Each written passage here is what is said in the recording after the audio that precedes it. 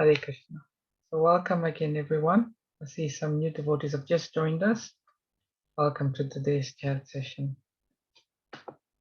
So today we will be discussing text number 36 of Vachiavadamsya Bahun Vadisyanti Tavahitaha Nidantastava Samartyam Tatodukataram Nukim. Avachya, unkind. Vadhan, fabricated words. Cha, also. Bahun, many. Vadishyanti, will say. Tava, your. Ahitaha, enemies. Nindantaha, while vilifying. Tava, your. Samartyam, ability. Tataha, than that. Dukkataram, more painful. Nu, of course. Kim, what is there? So translation by Srila Prabhupada ki jai.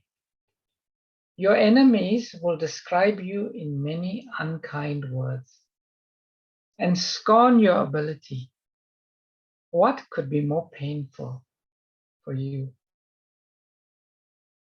Purport, very short purport, only 2 sentences.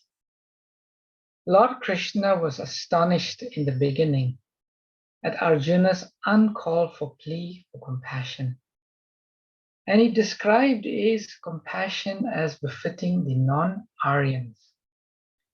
Now, in so many words, he has proved his statements against Arjuna's so-called compassion. So we've been studying the various arguments that Arjuna made for not fighting and the Lord's counter-arguments. And in particular, from text 31 to 38, there is a common theme that real happiness actually comes from prescribed duties. And this is from the perspective of, we've been reading these 2 types of dharma. One dharma is constitutional, and one type of dharma is conditional. So in the material world, as living entities caught in this material world, the condition, because we have a material body, we have something that is called conditional dharma. That dharma that pertains to the body. And then we have the dharma that is called constitutional dharma. That is the dharma that pertains to the soul. When we are not advanced in spiritual life, we fluctuate between the conditional and the constitutional stage. Our goal is to come and be situated steadily on the constitutional stage, the stage of the soul. But that's not easy for a conditioned soul, and it may take time. So we have what is called conditional dharma.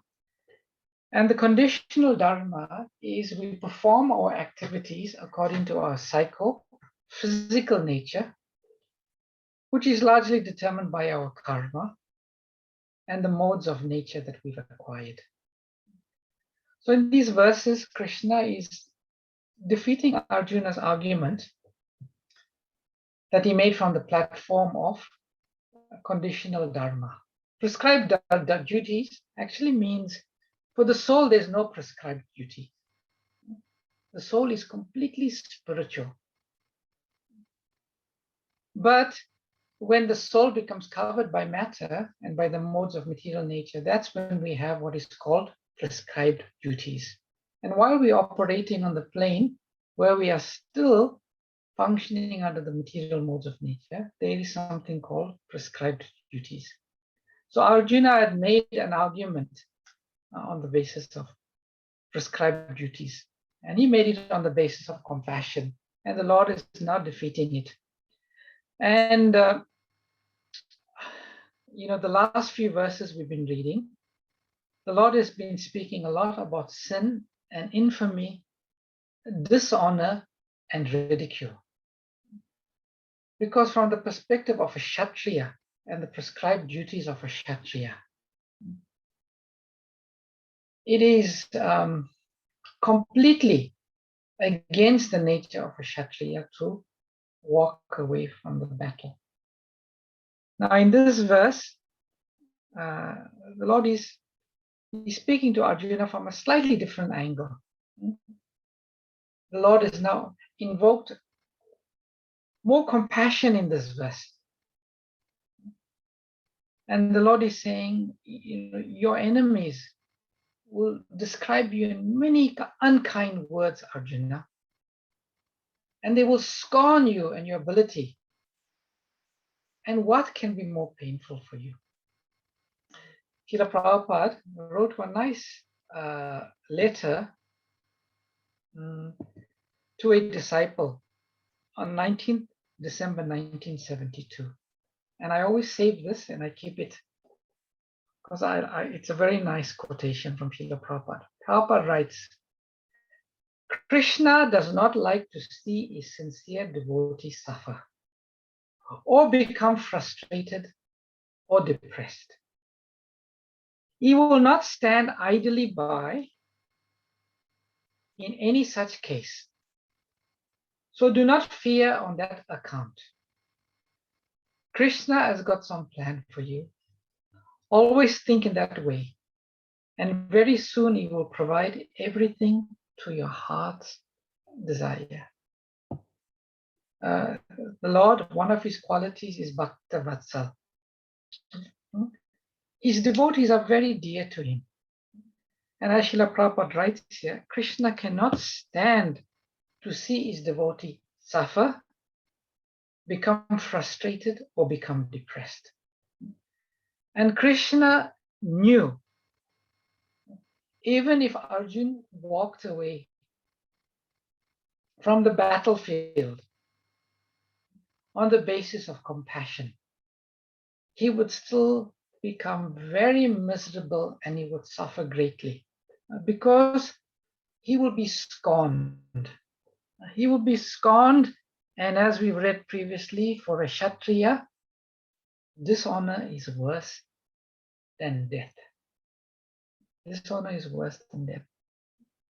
So therefore we see in the Lord's pastimes with Arjuna, so many times the Lord had saved Arjuna from a situation of dishonor.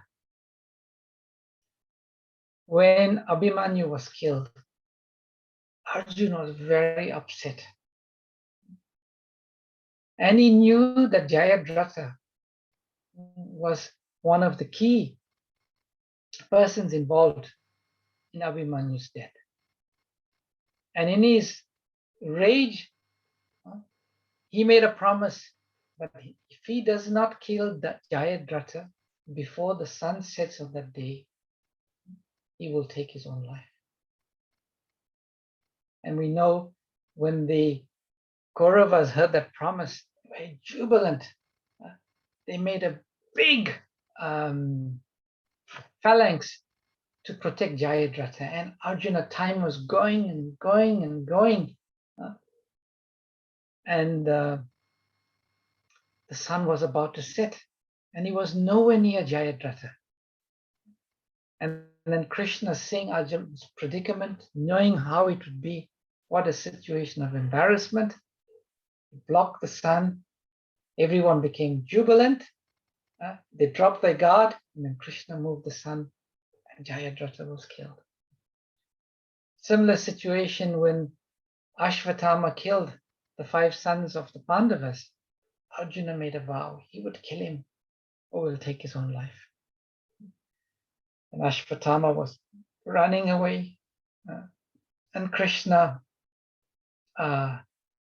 saved the situation. And when they came back, although they made the promise, Draupadi felt compassionate and didn't want to kill Ashvatthama, but Krishna found another way of killing him by killing his spirit, by cutting his hair. So time and time again, the Lord was always protecting Arjuna, protecting his reputation, protecting his life. Because Krishna does not like to see his devotee unhappy. And, a master doesn't want to see his disciple unhappy and his reputation scorned. We see this in many pastimes. In the pastimes of Sri Chaitanya Mahaprabhu, Chota Haridas was a renunciant, and he was an associate of Sri Chaitanya Mahaprabhu. And one day, unintentionally, he had the association of a woman. And Sri Chaitanya Mahaprabhu maintained the highest standards of a sannyas. And Sri Chaitanya Mahaprabhu, externally, he became very angry with Chota Haridas. And he told him, for a sannyas, rather you commit suicide. And don't come in my company. And Chota Haridas, he did that. Because for a sannyasi to take a vow of complete celibacy and renunciation, and then to have the association of women is a terrible dishonor. And we know shame. I'm not sure if you'll read psychology, but there is one psychologist by the name of Brené Brown. And she said the biggest aspect of life that causes disconnection is shame.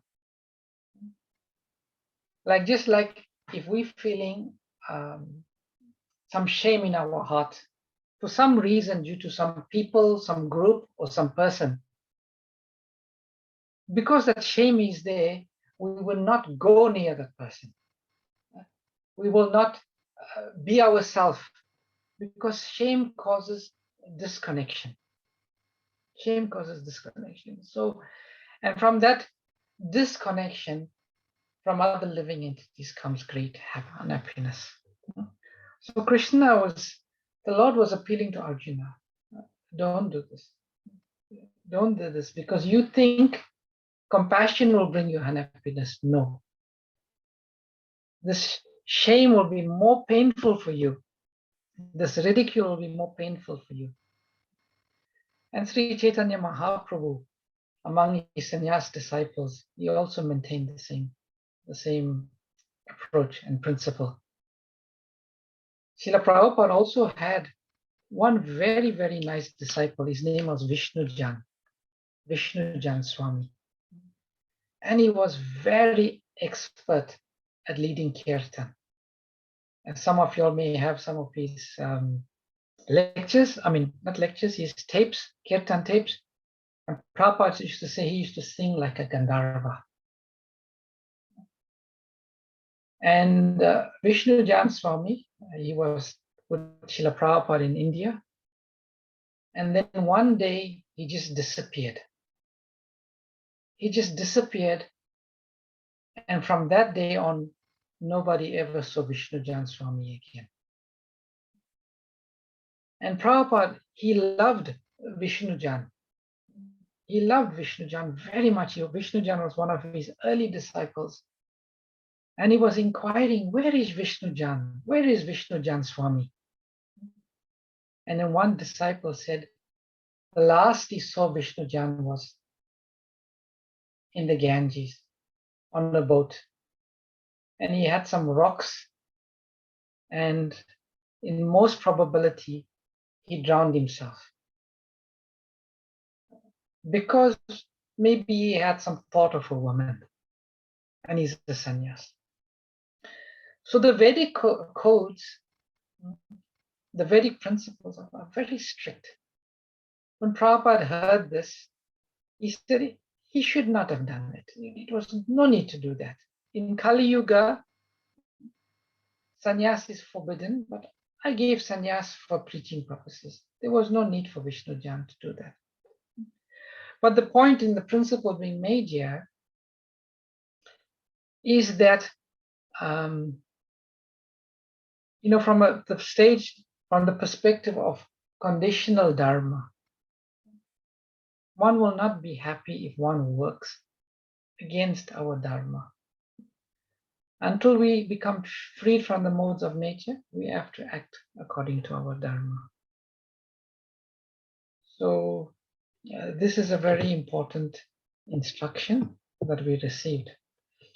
I want to answer one question which came up at the end of yesterday's class. And it's connected to today's verse.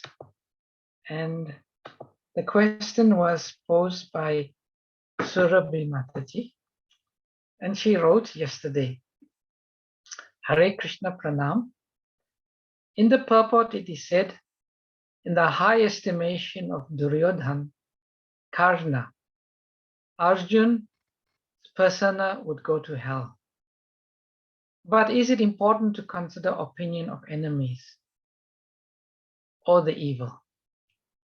Yes, Surabhi Mataji, is that the correct question you asked yesterday? I saw you here earlier. I'm thinking you are still here. Anyway, I shall answer your question. Maybe if you see the glance. Yes, I'm here. Hare Krishna. I was just typing it out. Hare Krishna. Thank you. Hare Krishna. Hare Krishna. So, yes, the essence of your question is, is the opinion of others so important? And especially, Duryodhana and Karna. To answer this question, we need to understand the mentality of the Kshatriyas. And I want to refer to the pastime of Dhruva Maharaj, and one particular text. So let me just share my screen, and then yeah. So we know the pastime of Dhruva Maharaj. Dhruva was a young boy. His mother was Suniti, and King Uttanapad had another wife, Surichi. She was more favored than Suniti, and she had one son. How can I forget now? Uttanapad. Uttanapad was the father. The son was okay, it'll come to me just now. Uttama, yeah, Uttama, yeah. So anyway, he wanted to sit in the lap of his father, and his Surichi, being cruel, said, "You do not deserve to sit on the lap of the king. You did not come from my womb. In your future life, if you come from my womb, then you would be able to." And although Dhruva was a small boy, only 5 years old, he became so upset. He went to see his mother, and it's described in the Bhagavatam. He was so upset when he was talking to his mother, his lips were quivering. And then he wanted to attain the kingdom. He wanted to become the king. And his mother said, "Well, you need to find the Supreme Personality of Godhead. And only the Lord." So Dhruva said, let me just read it here exactly.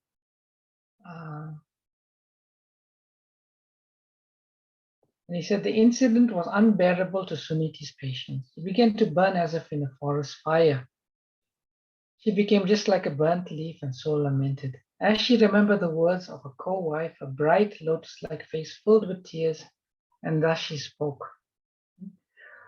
Then text number 80. Suniti said, my dear boy, whatever has been spoken by Surichi is so, because the king, your father, does not consider me his wife or even his maidservant. He feels ashamed to accept me.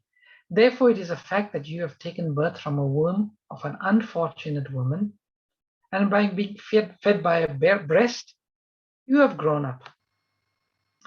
And Suniti continued, the Supreme Personality of Godhead is so great that simply by worshipping his lotus feet, your great-grandfather, Lord Brahma, acquired the necessary qualification to create this universe.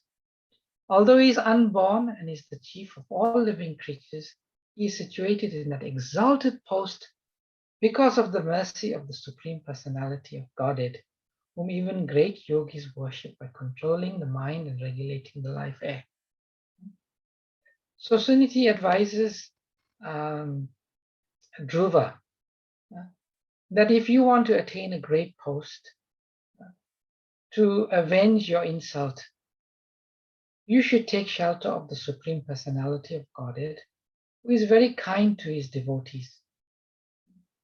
Persons seeking liberation from the cycle of birth and death always take shelter of the lotus feet of the Lord in devotional service. And she said, my dear Dhruva, as far as I am concerned, I do not find anyone who can mitigate your distress but the Supreme Personality of Godhead, whose eyes are like lotus petals. So she advises Dhruva that you can find the Supreme Personality of Godhead in the forest. That's where the yogis go to look for him. And Dhruva determinedly, it sets off for the forest. And the great sage Narad, he becomes aware of Dhruva's situation. And he meets Dhruva. And he tries to persuade Dhruva not to go to the forest. He says, my dear Dhruva, if you feel that your sense of honor has been insulted, you still have no cause for dissatisfaction. This kind of dissatisfaction is another feature of the illusionary energy. Every living entity is controlled by its previous actions, and therefore there are different varieties of life for enjoying or suffering. So Sri Narada, very beautiful philosophy he speaks to Dhruva, and saying, for this reason, my dear boy, you should not endeavor for this. Endeavor mean try to avenge this insult. As a little boy go to the forest, it's dangerous there. And Narada tells him it will not be successful. It is better that you go home. When you're grown up, by the mercy of the Lord, you will get a chance for these mystic performances. At that time, you may accept this function. And then Narad continues some very nice instructions, but I won't read that for now because of time. Let's see what's Dhruva's response. Ye is the great devotee, the great spiritual teacher, advising him to go back home. Dhruva Maharaj said, my dear Lord Naradji, for a person whose heart is disturbed by the material conditions of happiness and distress, whatever you so kindly explained for attainment of peace of mind is certainly a very good instruction. But as far as I am concerned, I am covered by ignorance, and this kind of philosophy does not touch my heart.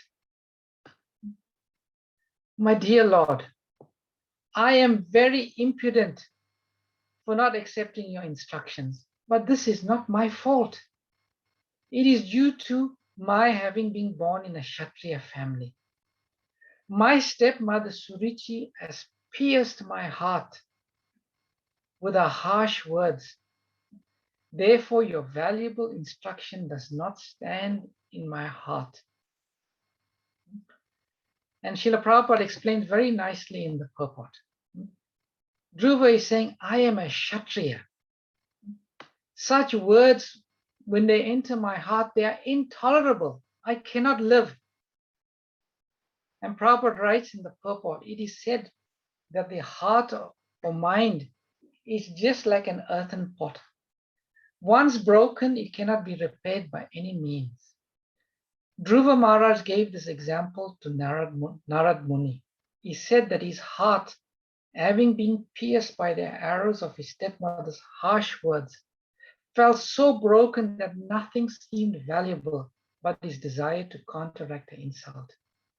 His stepmother said that because he was born from the womb of Suniti, a neglected queen of Maharaj Uttanapad, Dhruva Maharaj was not fit to sit either on the throne or on his father's lap. And Prabhupada says, Dhruva indirectly informed the great sage Narada that there are 4 kinds of human spirit: the Brahmanical spirit, the Kshatriya spirit, the Vaishya spirit, and the Shudra spirit. The spirit of one caste is not applicable to the members of another. So, coming back to your question, Surabhi Mataji, I'm answering it in a bit of a longer roundabout way. The point being that Lord Krishna was not so concerned about the opinion of Duryodhana or Karna. That was not what the Lord was so concerned about. The Lord was concerned about the well-being of Arjuna. And knowing the Kshatriya spirit of Arjuna, he knew how such insult would be so intolerable. As Dhruva is explaining here, he was insulted by his stepmother, so much so that he told Narad Muni, my heart burns. Even this good instruction you're giving me, I can't take it. He's saying it's not my fault. This is the Kshatriya spirit. So Lord Krishna didn't want to see Arjuna in that position. And he was not much worried about, so much from the perspective of Duryodhana and Karna. He was more concerned about Arjuna's well-being and the impact that such insults will have on him. And he knew that Arjuna, with that Kshatriya spirit, he would not be able to tolerate such a spirit, insult. So that was one question. And the next question, which I promised to answer, committed to answer, was the question by Neelam Mataji yesterday. She wanted to know about the Hathi Vesh that Lord Jagannath was displaying yesterday as Snan Yatra. Are you here today, Neelam Mataji? Yes, Prabhu. Okay, so I'm going to answer your question, and I didn't want to answer it yesterday because I wanted to be a bit more sure about it. So essentially, we know that the Lord is known as Bhavagrahi Janardhan, meaning that he takes the essence of one's devotional mentality. He looks at the devotion within one's heart. Now, every year, Snan Yatra, it's the bathing ceremony of Lord Jagannath, Baladev, and Subhadra. It's performed a few days before Ratha Yatra. And every year during Ratha Yatra, they are dressed in this outfit called Hathi Vesh. And the Hathi Vesh, it's a very striking outfit. It looks like the head of an elephant, and it's complete with trunk and floppy ears. And the background to this is Lord Jagannath once wanted to display and express his love for a devotee. So there was one devotee, his name was Ganapati Bhatta. And this Ganapati Bhatta, he was a devout servant of the demigod Ganesh. And once he visited Sri Kshetra. Sri Kshetra means Jagannath Puri. And beforehand, he told Lord Jagannath Swami, he was told that this Jagannath Swami, he is the supreme Godhead. And he reveals himself to every worshipper according to his individual mood. So Lord Jagannath is very famous, Jagannath Swami. He sees the mood of the individual worshipper and he reciprocates according to that. So he went to Jagannath Puri with this understanding the Lord Jagannath will reciprocate his inner mood, being a devotee of Ganapati, Lord Ganesh, and he would show himself as Ganesh. So he attended the Snan Yatra. On that day he came, on the day of Snan Yatra. And he was expecting Lord Jagannath to reciprocate because that's what he heard. But when he looked at Lord Jagannath and he didn't see Ganesh, he went away very disappointed. He said, I expected Lord Jagannath to, although I'm a devotee of Ganesh, but he would have reciprocated in that mood. So the all-merciful Lord Jagannath, understanding the mood of Ganapati Bhatta, he secretly appeared as a Brahmana and he convinced Ganapati Bhatta to return for another darshan. So Lord Jagannath, so he was disappointed. He took the form of a Brahmana. And this Ganapati, he didn't want to go back to see Lord Jagannath because he felt he was let down. So this Brahmana went and he said, no, Ganapati Bhatta, don't feel disappointed. Just go and see Jagannath once more. Just go see Jagannath Swami. And when he went in front of Jagannath Swami, what did he see? Jagannath Swami, now displayed this big floppy ears and this trunk, just to reciprocate and to fulfill how he is always known, to appear in the mood of the devotee that came. So therefore, every Snan Yatra, because this Ganapati Bhatta came on Snan Yatra to see Jagannath, and Jagannath manifested this form, is always dressed on Snan Yatra in this form. And the essence of this is the mood of Jagannath Swami, full of love, wanting to reciprocate with these devotees. So when we see him in this Vesh, this Ati Vesh, we also go to Lord Jagannath with our bhav, in our mood, and with the anticipation that Lord Jagannath would reciprocate our mood. It's a beautiful principle that this outfit displays. So does that answer satisfy you, Neela Mataji? Yes, Prabhu, absolutely. Okay, Hare Krishna. So I've gone over time, I'll stop here.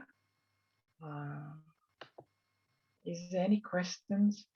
Oh, there's something appeared on the chat. So Hema Mataji writes, Hare Krishna Prabhuji, Dhruva Maharaj was driven by Kshatriya nature. But after he saw the Lord, his nature was changed to Brahmanical nature. But later when Uttama was killed, he changed to Kshatriya nature again. Based on our situations of life, do we change our, I don't know, let's see this, let me expand it. Where is it now? Do we change our nature that easily depends on the modes we're influenced by? Yes, Emma Mataji, that's possible.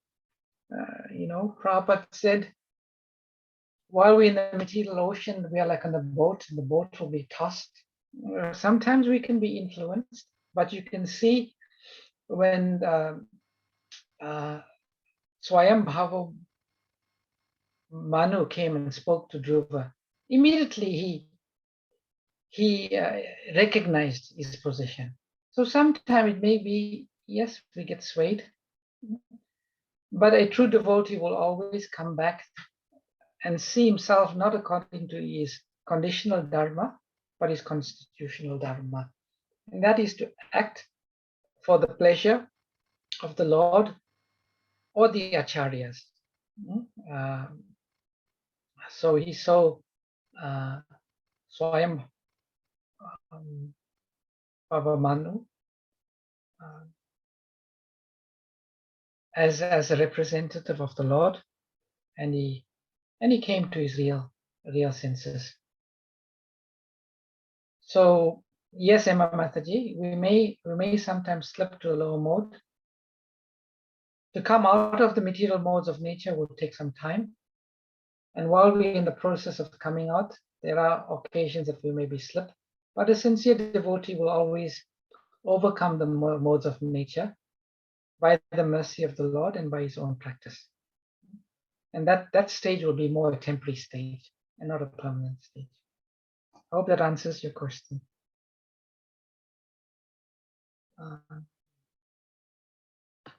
Are there any other questions or comments or reflections anyone has? Krishna Vrindavan Chandra Prabhu, please accept my humble obeisances.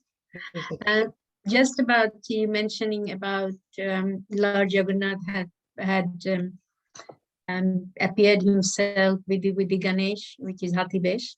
And also Lord Jagannath is so merciful because normally not everybody can bathe the deities except they're, properly initiated, Brahman initiation, and that's how it is. But Lord Jagannath is so merciful, he allows everybody, every single person to bathe him on the day of bathing ceremony. So it's Lord Jagannath is so merciful. Yes, very true. I was watching yesterday how the different people were coming. They were coming with, dressed in attire that we would normally not bathe the Lord. Yeah. I'm not sure who was clean, altar clean, not altar clean. Yeah. But everybody was just getting the opportunity. And I was thinking how merciful Lord Jagannath is. Very, very merciful. Giving everyone this opportunity to bathe him. Yeah, Lord Jagannath is very merciful. Very merciful. Thank you, Hare Krishna. Hare Krishna. Thank you for that insight, Mataji. Any other reflections or comments or questions anyone has? Hare Krishna Prabhuji. Hare Krishna. Forgive me for my lack of understanding about prescribed duties. Is it possible for one to perform prescribed duties without being involved in Krishna consciousness? Oh, yes. It is. Okay. Yes. It's an interesting point you made, and actually you just reminded me. I wanted to make this point, but I forgot. This point about Dharma.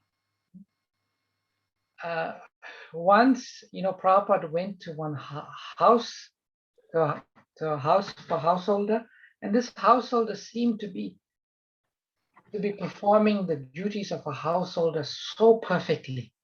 Taking care of his wife, doing the religious, anything could be expected. And then, Prabhupada quoted one verse, and I should have brought that verse, but it's from the Bhagavatam. The Bhagavatam says, even if one performs his duties, prescribed duties perfectly, if he does not, like in India, you see there are many people, they're very much into Van Ashram, about their prescribed duties. They want to be Paka Brahman, and they're very good Brahmins. They be Paka householder, Paka sannyasis, perfect brahmacharis. If you see the prescribed duties in the Vedas for each of the Van Ashramas, you will find people that do their duties very well, but they are not devotees of the Lord. They are caught up in the prescribed duties of that Vana ashram. So this verse that Srila Prabhupada quoted, he said, even if one performs the prescribed duties perfectly, if they fail to worship the Supreme Personality of Godhead, they still go to hell. Really? Next time I speak, I'll give you the praman, the evidence of the Srimad Bhagavatam. Oh, yeah. So, the Lord is speaking from the perspective of the conditional dharma here, but we should always remember our constitutional dharma. Don't get too caught up in being a perfect, sannyasi, brahmachari, vanaprast, grihastha, or a kshatriya, or a vaishya, or a shudra. The main principle is to be a devotee of the Lord. And therefore you see, through the Bhagavad Gita, Krishna takes Arjuna through this progression. Ultimately, he tells Arjuna, Sarva dharma parityajya. Give up all dharmas, all this Varnashram dharma, every dharma, prescribed duty, and your key dharma is to surrender unto me. That is the main dharma of the soul. That is the highest dharma, the paro dharma. That's the verse in the Bhagavatam. Maybe it's getting bad here. What is it? The ultimate good? What is that verse? Yato bhakti adokshaje. Sorry, Prabhuji. Yeah, it's a Save Pumsa Yes. Paro Dharma Yato Bhakti Adoksaje Ahai Tuki Apratihata Yayatma Suprasidati. Yes. The highest dharma, the paro dharma, is to render service to the Supreme. And only that yayatma suprasidati, it is only this dharma that can completely satisfy the self. Yayatma suprasidati. Thank you for bringing that point, Joli Mataji, and thank you for remembering the verse, Rupa Mataji. Thank you, Hare Krishna. Prabhuji, are you talking about this verse in the Srimad Bhagavatam which says Shrama eva hi kevalam? That's another verse. That's another verse, but I was quoting the verse you quoted. Yeah. Okay. So it also says something like that, isn't it? Shrama eva. Yeah, that's in another context. It's simply a waste of time. Simply a waste of time. Yeah. Yeah. Hare Krishna, Prabhuji, my humble obeisances. Can I ask one question? It is not related. I mean, it is kind of related to Varnashrama or something. I don't know. Sure, go ahead. Once we were talking about polygamy, because you said that the female population is more, and that's why polygamy was allowed in Vedic times. So one king or one powerful person will have many wives, and the purpose was to, everybody the king looked after all the wives. But when you were talking about this Uttanpada and this Dhruva story, in the verse it's mentioned that Dhruva's mom was saying that your father doesn't even treat me like a maidservant. So then I was thinking, so some of the wives were not happy, because if they were not treated very nicely, especially the older wives, the younger wives were like treated. In many of the stories like that, we have heard the king was more inclined towards the younger female rather than the older female. So I was just thinking about that, and I was thinking that some of them were not happy at all. So it was just one part. Yes, there's always some fault in the material world, Yeah, there are many cases of that happening, and there are also cases where the wives were happy. What to do? The material world is always like that. Yeah. We set up for the best intentions, but the lower nature puts us out of kilter. Yeah, Hare Krishna Prabhuji. Also, you said about blame or shame. Was it? Well, in this material world, that's one of the most suffocating area where people feel blame and shamed in anything that upset their community or their family. And it sort of continue from the old Vedic period to now in material world. We face that almost every day. Yes. Yeah. Shame and blame and blame. Yes. Yeah, people are shamed on the basis of the color of their skin. Yes. People are shamed on the basis of their gender. People are shamed all the social of their sexual orientation. There's so much of shame, and that causes disconnection. It causes disconnection between people.